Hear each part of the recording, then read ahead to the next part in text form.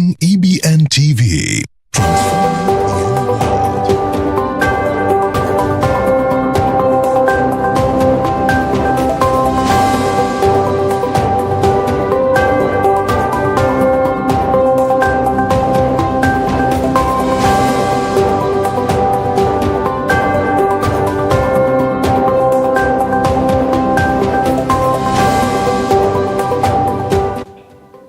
Hello, good evening and welcome to EBN Weekend Edition. My name is Gaston Obomba. We have quite a number of stories lined up for you and I'll be your host for the next 40-45 minutes. We begin our top stories with President William Ruto has urged investors in the construction sector in Nairobi, Eastleigh area and its environments to ensure that the buildings maintain the heights agreed upon by the Kenya Air Force and the Kenya Defence Forces. Speaking during the celebration of the 60th anniversary of the Kenya Air Force at Moi Air Base, the President William Ruto said it is imperative for the county government to make swift action and ensure that these investors adhere to construction regulations, calling it as their foremost responsibility in ensuring that the Moi Air Base does not lose its airspace to buildings that compromise security. President's views today appear to contradict his earlier statement when he granted investors in the area permission to build taller buildings and meet increasing demand for housing. Recently, Ruto stated that unlike in the past where investors faced height restrictions, his government plans to approve constructions of buildings up to 30 floors.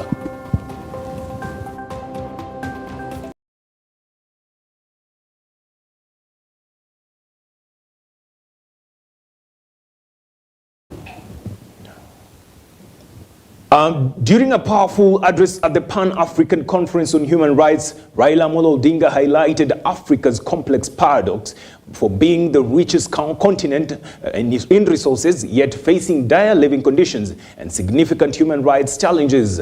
In his speech, Mr. Odinga acknowledged the continent's historical resilience, having triumphed over colonialism and navigating post-independence obstacles. Despite this strength, he noted that ongoing threat of terrorism, which undermines democratic institutions and exploits vulnerable populations.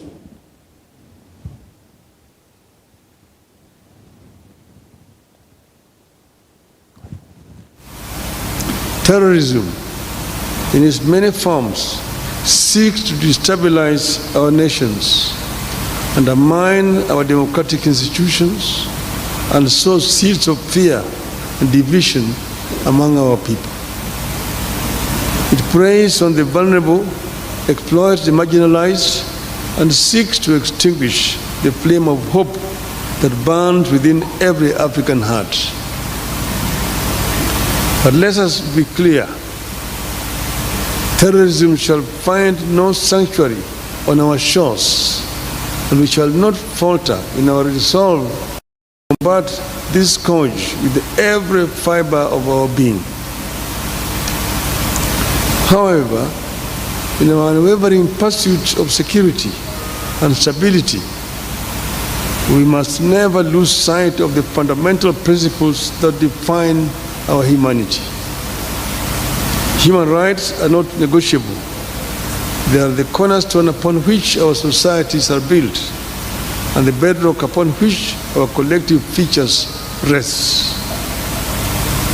We cannot and must not sacrifice the rights and dignity of our people at the altar of security.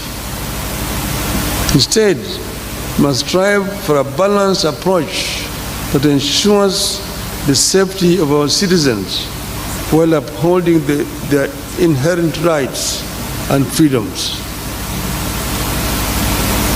As I seek to become the chair of the African Union, given the opportunity, I pledge to lead with integrity, compassion, and a steadfast commitment to advancing the twin objectives of human rights and counterterrorism.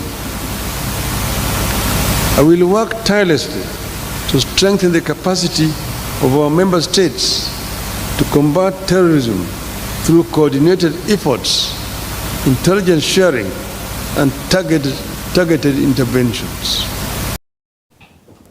From the Pan-African story, we zoom into Deputy President Rigathi Gachagua today dismissed claim of discord within UDA party while denying rumors that President William Ruto called for a crisis meeting to resolve disputes witnessed within the ruling party. Speaking at the Mercy Church of Africa in Sigowet Soin constituency, Kericho County, Mr. Gachagua reiterated that the convened meeting relates to internal matters of UDA party, including discussions regarding the ongoing party elections.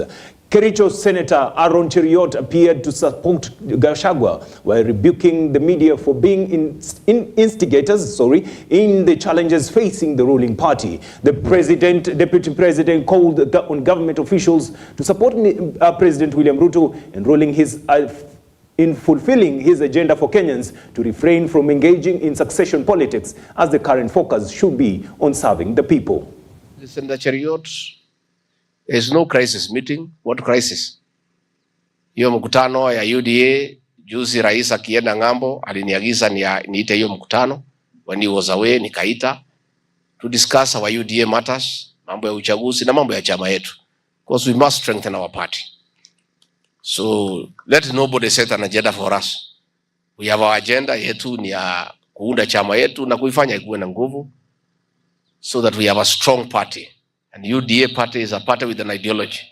It's a party that we continue strengthening every day, so that we have a strong party with an ideology ambaye is the bottom-up economic transformation. Mimi nimesoma kwa gazeti leo na hawa ndugu zetu, najua hawa ndugu zetu wa gazeti, tafadhalini please mwaje kupenda fitina sana. Nyinyi pia mnachochea hii maneno ambayo inaendelea.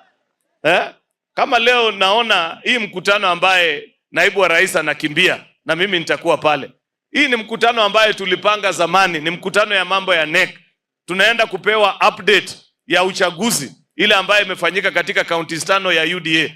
Nyinyi mnaita ati kuna crisis meeting, sijui maneno gani imetokea. Wacheni bana kukua watu wa kuchochea pia. Siku ingine pia muongee mambo ya amani. Msipende vita tu peke yake ikue katika taifa yetu. Letu ni kujaribu kutimiza yale ahadi ambazo tulipeana.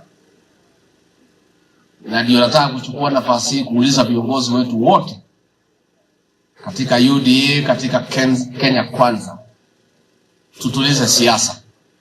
Hii siasa hakuna pahali itatupeleka. So when people started bringing succession politics in 2032, inaleta distraction. I want to ask our leaders, hiyo maneno muachane naye. That is too far away. It's unnecessary, it's unhelpful, it is inappropriate, it is irritating. Let everybody serve the people of Kenya. So the most important business of the day is to make sure that President William Ruto succeeds. Na mimi niko hapo. Johana Ngeno has urged Deputy President Rigathi Gachagua to be wary of leaders seeking to sow these seeds of discord between him and President William Ruto. Ngeno stated that several individuals are inciting discord between the president and his deputy president, speaking at the fundraiser at the Mercy Church of Africa in Kipkoet Sigowet constituency, Kericho County.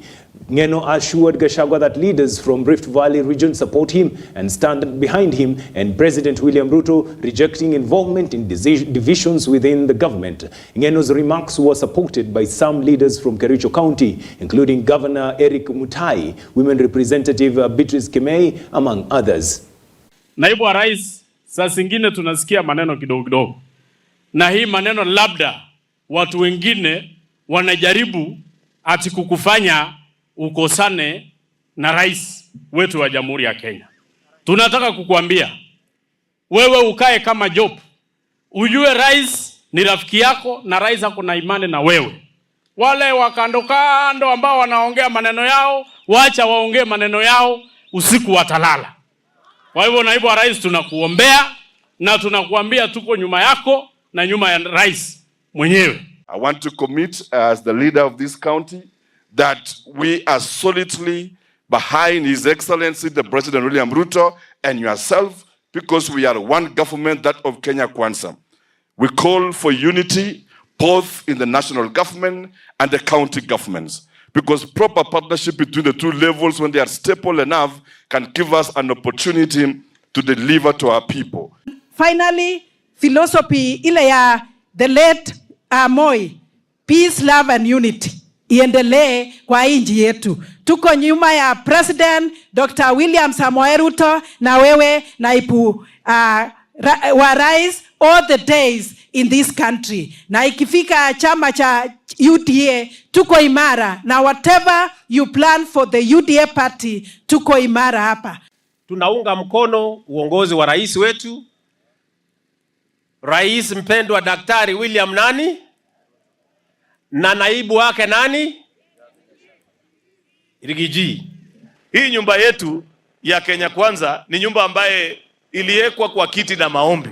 Na in fact nataka kusema leo tukiwa hapa Kericho, tafadhalini tuwaombee viongozi wetu Rais William Ruto na naibu wake Rigathi Gachagua, ndiposa kama kuna maneno yote, upepo yote ambaye nataka kuleta maneno ambaye hatuelewani, tunasema ishindwe katika jina la nani?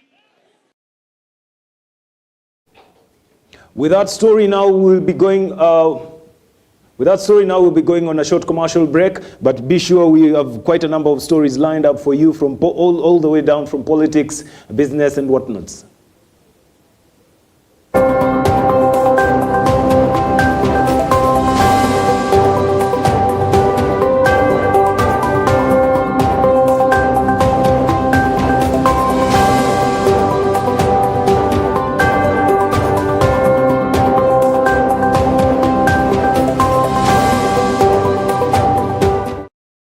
Are you looking to host an unforgettable event that will leave a lasting impression on your guests? Well, look no further than Iconic Events, the premier event planning company in the region. We are an audiovisual equipment hiring company that has handled some of the biggest events in the country. We provide a reliable, comprehensive range of event solutions such as corporate events, crusade, weddings, worship experience, rurashios, etc. Our expertise centers on the provision of high-performance PA systems, quality backlight, stage lighting, high-resolution LEDs and projection screens, DJ equipment, live recording services, and sound installation. We offer a range of options to suit different needs and budgets. Talk to us and let us turn your dream event into a reality. Contact us today at 0711-238-353 or 0706-501-701 or 0731-706-003. You can also visit us at Buruburu Phase 4, Rare Court. Iconic Events, we got you covered.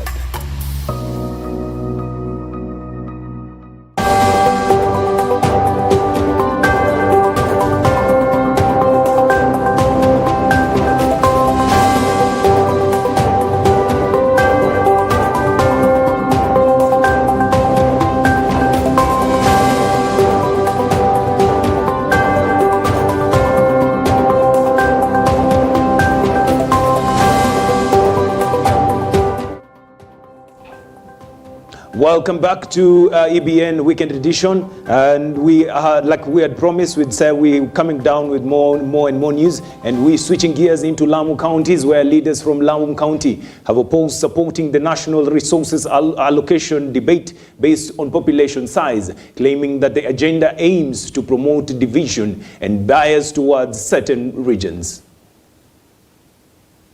Sisi tukiwa watu wa pwani na watu wa sehemu hii ya Lamu County, tusikimbilie yale ambao tunasikia inaendelea huko.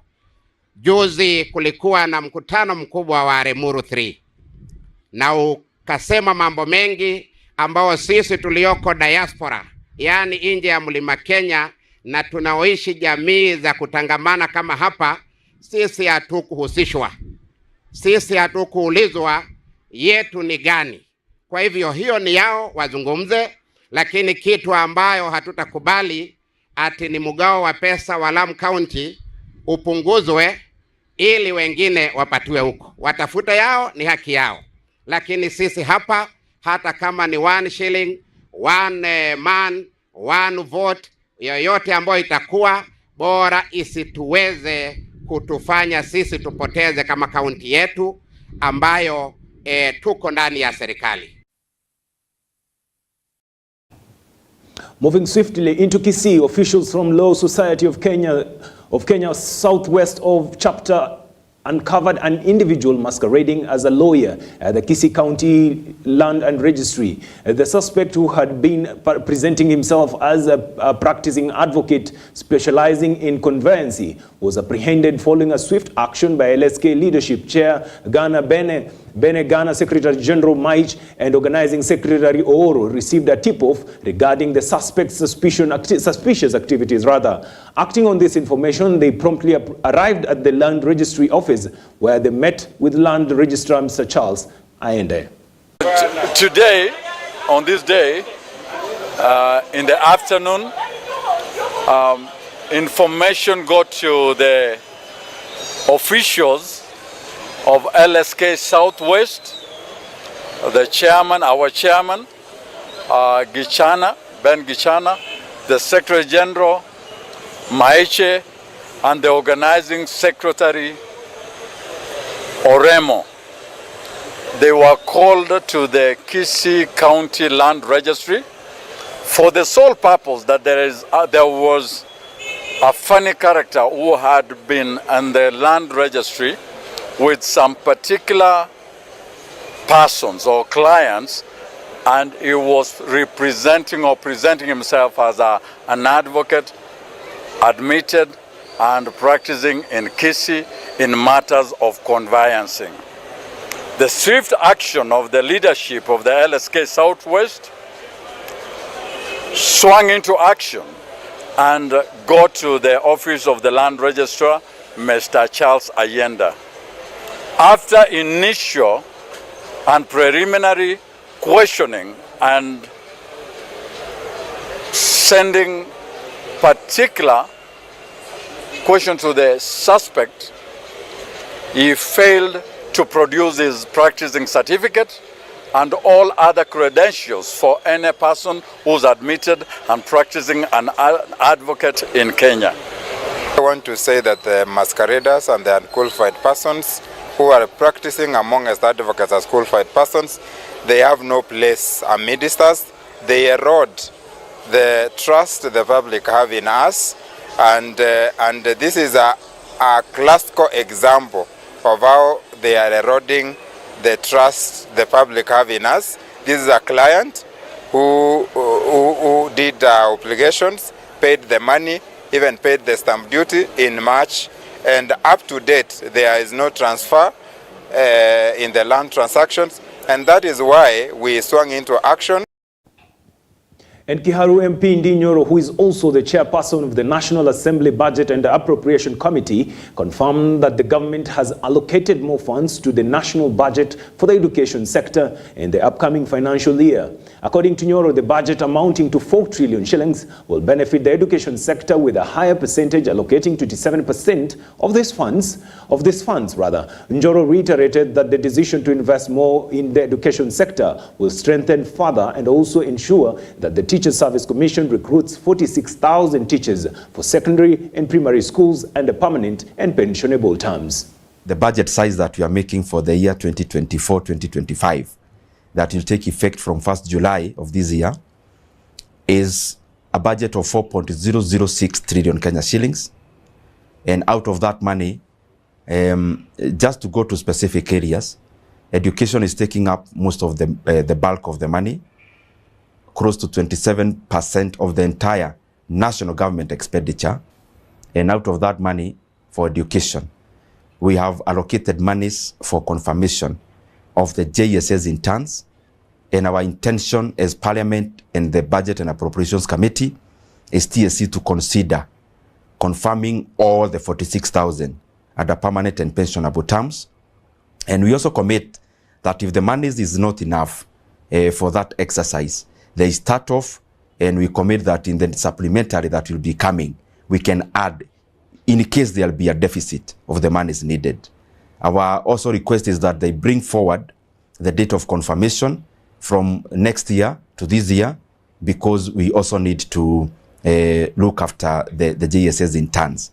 The second thing is that we have also allocated money for the health sector interns, and who have also been interning in various facilities, because we have been in consultation with the National Treasury and the Ministry of Health, and our intention is also for them to consider confirming those interns who are our brothers and sisters. The budget is 4.006 trillion Kenya shillings, and out of that, around 2.4 trillion is going into the expenditure of national government. 8 trillion will be going into payment of interest rate of our debts.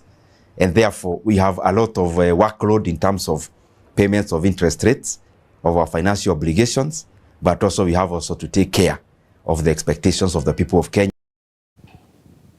And in business owners in Kericho County have taken to the streets to protest against the recent decision by the Kericho County government to increase license fees and land rates. The hikes, which were implemented without prior consultations, have sparked widespread discontent among the local business community. The demonstrators argue that the sudden increase in fees and rates in placing an undue financial burden for their operations, threatening their viability and the overall economy. I'll take that again. Overall economic stability of the region. Many business owners claim that they are already struggling to remove covers from economic impacts for the COVID-19 pandemic, and the new changes could be final blow for some enterprises. Jana watu wa county walikuja wakatufungia biashara without notice. You can imagine mtu umepika chakula masaa ya lunch, ilikuwa Thursday, ilikuwa siku ya soko, tulikuwa tumejiandaa. You can imagine losses tulinka jana. Sasa tunaomba hata kama ni kukuja watueleze, hatuwezi kataa. Na hiyo pesa wamesema tulipe wapunguze. Hiyo 5,000 mingi sana. Utakuwa unalipa county ama unalipa landlord ama license. Ama unajitafutia wewe mwenyewe. Mingi. Asante. Kwamba tumesikizana na MCAs. Tukasema kwamba tukutane Jumatatu. Na tumesema tumekataa kata. Hatutakata hizo pesa kila mwisho wa mwezi, ati inaonyesha kwamba ati sisi tunasema ile kioski tulikubalia watu wachome na alipe elections peke yake.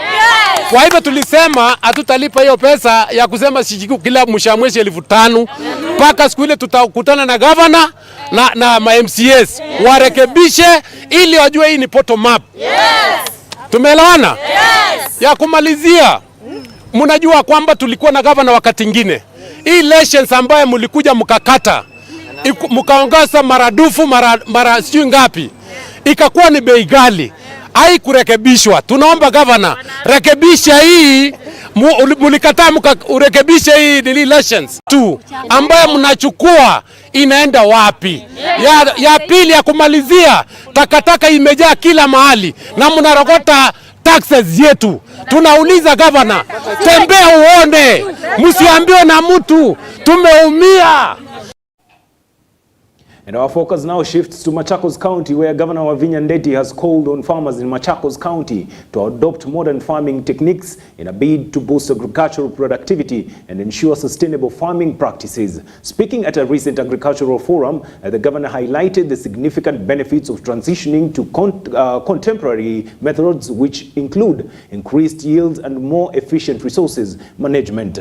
The Governor Wavinya Ndeti stressed that adoption of modern techniques is crucial for the long-term economic development of Machakos. The governor assured farmers that the government is committed to supporting them through this transition, providing the necessary resources and training to help them integrate new technologies into their agricultural practices. The 2024 edition of ASK National Agriculture Show is here with us. This time bigger and better. I take this early opportunity to congratulate the organizing committee for a job well done. I appreciate the dozens of exhibitors from across the various sectors for choosing to showcase their products and services in this year's event. The Machakos ASK National Agricultural Show has registered remarkable growth and improvement in the last couple of years. I am particularly excited that this growth has transformed the annual agricultural forum from the traditional regional status to a national status. Asanteni sana. I am glad to note that this year's Machakos ASK show has attracted visitors from other regions. This growth is attributed to the momentous effort and well-planned mobilization and planning by the organizing committee. From the economic perspective, the magnitude of the event will serve as a catalyst for greater benefit to our farmers, especially in the aspect of networking, creating new market linkages, as well as providing solutions on various technical issues which face our farming communities. I take pride in noting that the three county governments of Kitui, Machakos and Makueni are now reading from the same script with regard to promoting various agricultural value chains which we have jointly established as key drivers of our regional. Motorcycle leaders in motorcycle leaders in 11 counties in Nyanza, Western and Rift Valley regions have been issued licenses to facilitate the digital registration of motor vehicle operations and reduce the crime. According to leaders, this move will significantly contribute to enhancing security in the sector and identifying those engaging in criminal activities by impersonating motorcycle operators. The initiative will also ensure that the number of motor vehicles operators in the county security sector in identifying those engaging in criminal activities by impersonating motorcycle operators. The initiative will also ensure that the number of motorcycle operators in each area is known and accessible through their respective networks. Leo tumepata laptop. Tunaenda kufanya maneno digitali. Kujua kwamba niko na members wangapi katika kaunti yangu. Katika zile SACCOs niko kwa kaunti yangu nisika kwa laptop.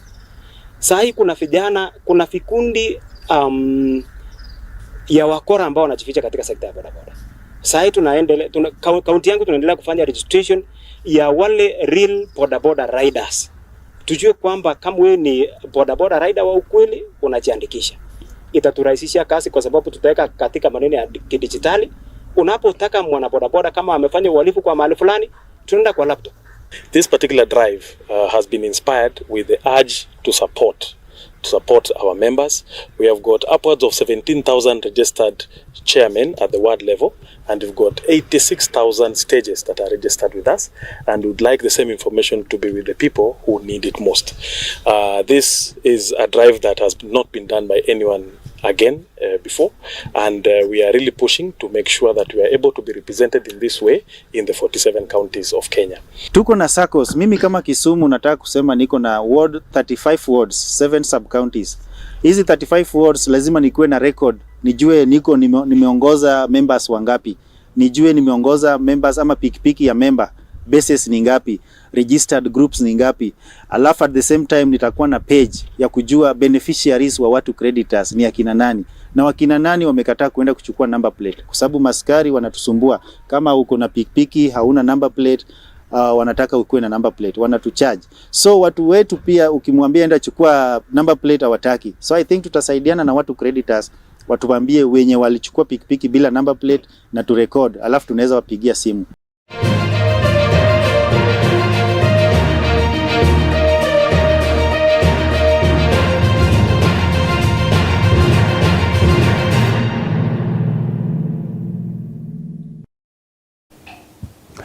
And finally, in sports, defending champions in rugby with 7 players on each side at the national and East and Central African levels, Koyonzo has started their campaign to defend their title well with a victory of 6-0 against Mwira, 61-0 against Mwira, crowning them champions of Matungu today. the chair of the Kenya Secondary Sports Association competition in Matungu Sub-County, Mr. Rajab Mustafa, emphasized that any school found using non-student players will be disqualified from the competitions and will face 1-year ban. The competitions will conclude tomorrow.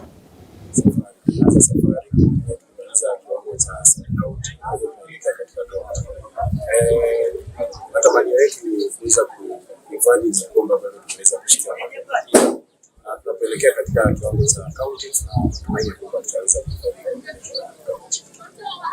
Tumejiandaa vizuri, japo tulikuwa na majeraha mawili matatu, lakini tunashughulikia hapo kwa kaunti. Kupoteza wachezaji wengi mwaka uliopita, kupoteza karibu wachezaji 5 kwa kikosi cha mwaka uliopita, lakini sisi tuna kile kitu bandia ili wacheze vizuri. Jana kuna timu moja ambayo tulipandwa kufanya hivyo, na leo naona pia dalili kwamba kuna staff hizo kwamba wanakuja sababu fulani ambayo tunasikia kwamba funzo halisi wa shule. So far so good, mchezo sawa, hadi ya mashabiki kawaida tu. Kuna jambo ambalo kwamba mbaya zaidi hiyo kesho ndio siku ya piga semis na finali, na natumaini kwamba tunafikisha.